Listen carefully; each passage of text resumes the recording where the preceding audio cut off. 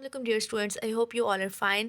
इस्लामियत का हमने चैप्टर खलीफा अव्वल हज़रत अबू बकर सिद्दीक़ रज़ी अल्लाह ताला अन्हु स्टार्ट किया हुआ है। हमने उनके तारुफ़ के बारे में पढ़ा, फिर हमने उनके कबूल इस्लाम के बारे में पढ़ा, उनकी इस्लाम के लिए खिदमात पढ़ी और आज हमने उनका सीरत व किरदार पढ़ना है। सीरत और किरदार का मतलब होता है कि वो किस तरह के आदमी थे, उनकी ज़िंदगी में मामलात लोगों के साथ कैसे थे, उनका किरदार कैसा था, उनका करैक्टर कैसा था, ये सारी चीज़ें हमने पढ़नी है।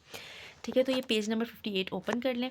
सीरत व किरदार। आप रज़ी अल्लाह ताला अन्हु इस्लाम के पहले खलीफा हैं। ठीक है, खलीफा का मतलब है कि आप सल्लल्लाहु अलैहि वसल्लम की डेथ के बाद आप रज़ी अल्लाह ताला अन्हु ने तमाम हुकूमत जो है वो संभाली थी, तो वो इस्लाम के पहले खलीफा। नबी करीम सल्लल्लाहु अलैहि वसल्लम की विसाल का मतलब है वफ़ात के बाद सहाबा इकराम रज़ी अल्लाह ताला अन्हु ने आप रज़ी अल्लाह ताला अन्हु को अपना खलीफा मुंतखब किया। मुंतखब का मतलब है कि चूज़ किया, सेलेक्ट किया।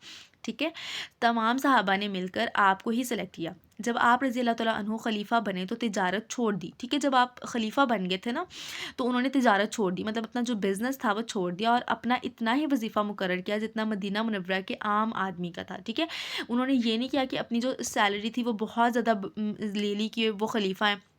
जैसे हमारे प्राइम मिनिस्टर की जो सैलरी है और वो सारी चीज़ें होती हैं, इतना प्रोटोकॉल होता है, उन्होंने ये सब कुछ नहीं लिया।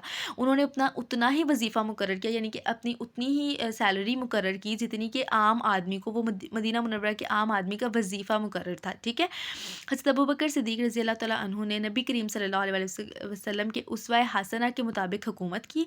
ठीक है, मतलब आप सल्लल्लाहु अलैहि वसल्लम की पैरवी करते हुए उन्होंने हुकूमत की। जिस तरह से आप सल्लल्लाहु अलैहि वसल्लम चलाते थे चीज़ों को, उन्होंने वैसे ही चलाया और इस्लाम की बुनियादों को मज़बूत किया। ज़िंदगी के आखिरी दिनों में नबी करीम सल्लल्लाहु अलैहि वसल्लम बहुत बीमार हो गए, तो आप रज़ी अल्लाह ताला अन्हु तो आप सल्लल्लाहु अलैहि वसल्लम ने अपनी जगह हज़रत अबू बकर सिद्दीक़ रज़ी अल्लाह ताला अन्हु को नमाज़ पढ़ाने का हुक्म दिया। ठीक है, आप सल्लल्लाहु अलैहि वसल्लम जब बीमार हो गए थे तो उन्होंने हज़रत अबू बकर को कहा कि वो आकर नमाज़ पढ़ाएँ, जिसकी आप रज़ी अल्लाह ताला अन्हु ने तामील की। तामील का मतलब है कि उनके हुक्म पूरा किया। आप रज़ी अल्लाह ताला अन्हु ने नबी करीम सल्लल्लाहु अलैहि वसल्लम की हयात मुबारका में कई नमाज़ों की इमामत की। इमामत का मतलब है कि ख़ुद इमाम बने और लोगों ने पीछे नमाज़ पढ़ी। हालाँकि आप सल्लल्लाहु अलैहि वसल्लम इमामत करवाते होते थे, लेकिन आप सल्लल्लाहु अलैहि वसल्लम ने अपने आखिरी दिनों में उनसे फ़रमाया कि आप आकर इमामत करवाएँ। आप रज़ी अल्लाह ताला अन्हु सवा दो साल खलीफा रहे। सवा दो साल का मतलब है कि 2 साल और कुछ महीने जो है वो उन्होंने खिलाफत की।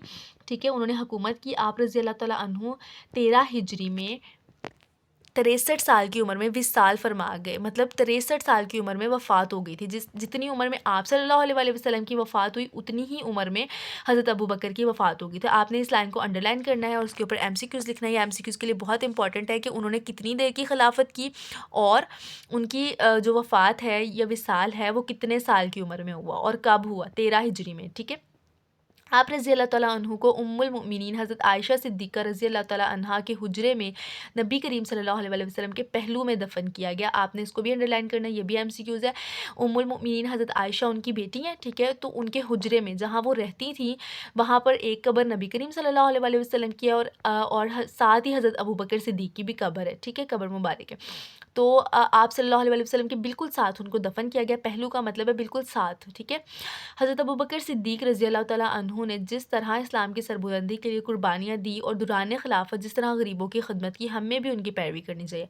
हमने पूरा चैप्टर पढ़ा, उनकी खिदमत पढ़ी और उनकी सीरत पढ़ी, सब कुछ पढ़ा हमने। तो हमें इससे ये चीज़ सीखनी है कि जिस तरीके से उन्होंने इस्लाम के लिए कुर्बानियाँ दी, उन्होंने इस्लाम के लिए अपना सब कुछ कुर्बान कर दिया, हमें भी दीन की इसी तरीके से खिदमत करनी है और इसी तरीके से पैरवी करनी चाहिए। ओके, अब यहाँ पे जो है वो एक बॉक्स है, क्या आप जानते हैं हज़रत अबू बकर सिद्दीक़ रज़ी अल्लाह ताला अन्हु को यार गार भी कहा जाता है।